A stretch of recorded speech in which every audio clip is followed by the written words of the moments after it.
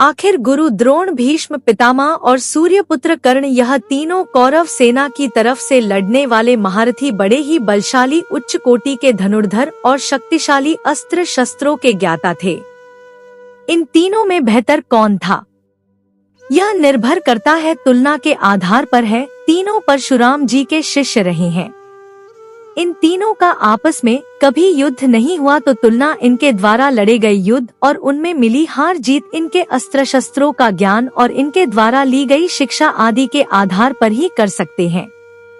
मुख्यतः आधार धनुर्धर दिव्यास्त्र ही रहेंगे। चलिए जानते हैं, अगर कभी इन तीनों में आपस में युद्ध होता तो किसकी विजय होती और इन तीनों में श्रेष्ठ कौन था। गुरु द्रोण और भीष्म अगर युद्ध की स्थिति में आते तो क्या होता। द्रोण और भीष्म के बीच युद्ध योद्धा के आधार पर ही होता और जाहिर है यह दोनों अपने दिव्यास्त्र भी प्रयोग करते। और अगर दिव्यास्त्रों की बात करें तो इस मामले में द्रोण भीष्म से आगे थे।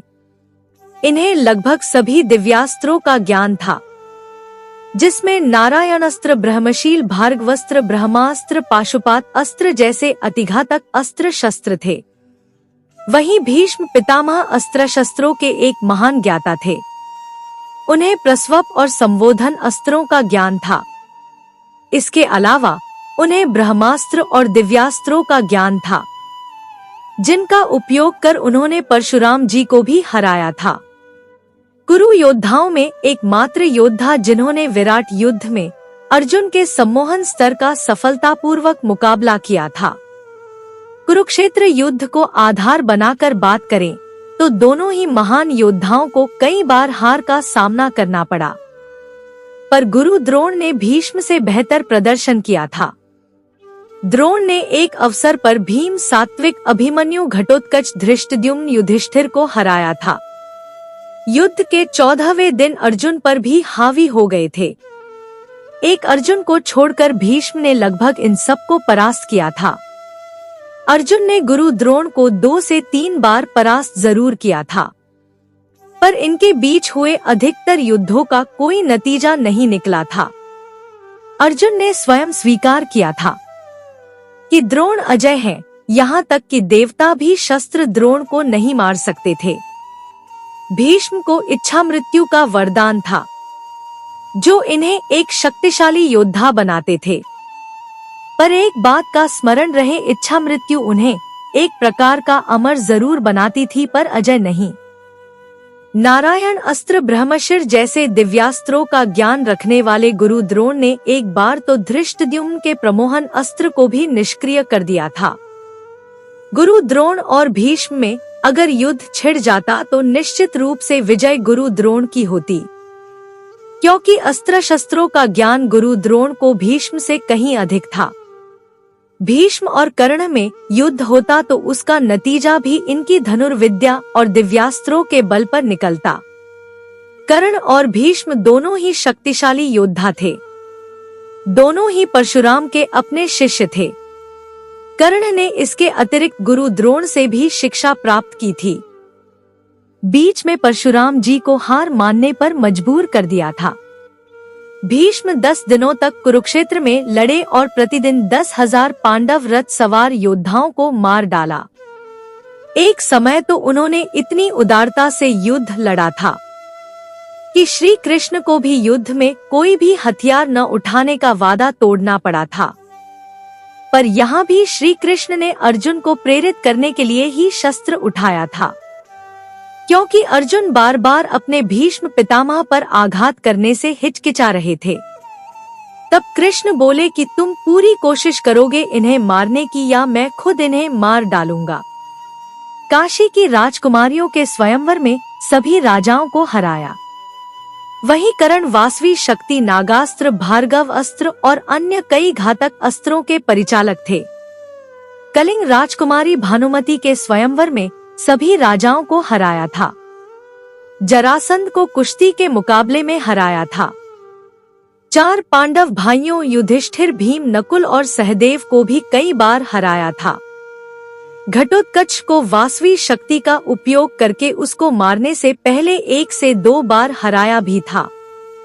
कौरव सेनापति के रूप में अपने कार्यकाल के दौरान पांडवों की 1.5 अक्षौहिणी सेना को मार डाला था, पर भीष्म ने अपने कार्यकाल में कौरव सेना को अधिक क्षति पहुंचाई थी।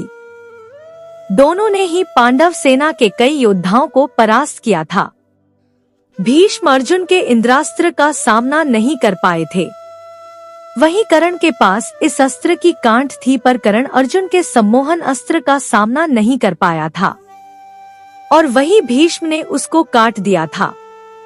तो युद्ध की स्थिति में जैसे भीष्म ने परशुराम जी को हार मानने पर मजबूर किया था, वैसे ही प्रस्वा अस्त्र का उपयोग कर भीष्म निश्चित रूप से ही कर्ण को परास्त कर सकते थे और उसके बाद अपने दूसरे दिव्यास्त्रों का उपयोग करके उसे मार भी सकते थे, क्योंकि भीष्म कर्ण की तुलना में धनुर्विद्या में अधिक कुशल थे।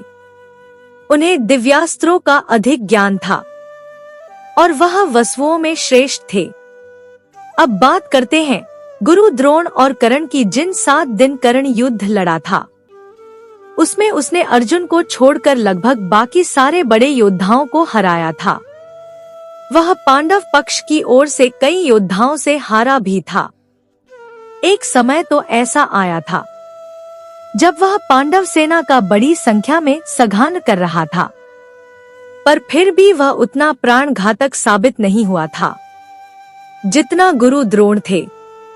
कर्ण दुशासन और अपने पुत्र वृषसेन का वध तक नहीं रोक पाया था, जो उसकी आंखों के सामने हुआ था। वहीं द्रोण ने 14वें दिन अकेले ही पांडव सेना के 25 महारथियों को मार गिराया था। पांडवों की 2 से ज्यादा अक्षौहिणी सेना को मारा था। इन्होंने ही सर्वप्रथम अभिमन्यु को वश में करने की योजना बनाई थी, अन्यथा अभिमन्यु उस समय अकेले ही संपूर्ण कौरव सेना के योद्धाओं का सफाया करने में सक्षम लग रहे थे। द्रोण जटिल युद्ध संरचनाओं को रचने में माहिर थे, जैसे कि चक्रव्यूह एक झूठ उनकी मौत का कारण बन गया था। क्या वह नियति थी? अन्यथा वह और भी घातक साबित हो सकते थे। कर्ण के पास चाहिए अपने भी दिव्यास्त्र रहे हो, पर गुरु द्रोण के समान अस्त्र शस्त्र उसके पास नहीं थे। कर्ण के हर एक अस्त्र को निष्क्रिय करने की क्षमता रखते थे। द्रोण और युद्ध की स्थिति में द्रोण ही विजय होते तो क्रम अनुसार इन तीनों में प्रथम स्थान पर निश्चित रूप से गुरु द्रोण थे, दूसरे स्थान पर भी अशुद्ध और तीसरे स्थान पर कर्ण। आशा करती हूँ यह जानकारी आप लोगों को अच्छी लगी होगी। अच्छी लगे तो लाइक करें, अपने दोस्तों के साथ शेयर करें, मेरे चैनल को सब्सक्राइब करें और कमेंट में जय श्री कृष्णा अवश्य लिखें। कहानी सुनने के लिए बहुत बहुत धन्यवाद। मिलती हूँ एक और अच्छी कहानी के साथ।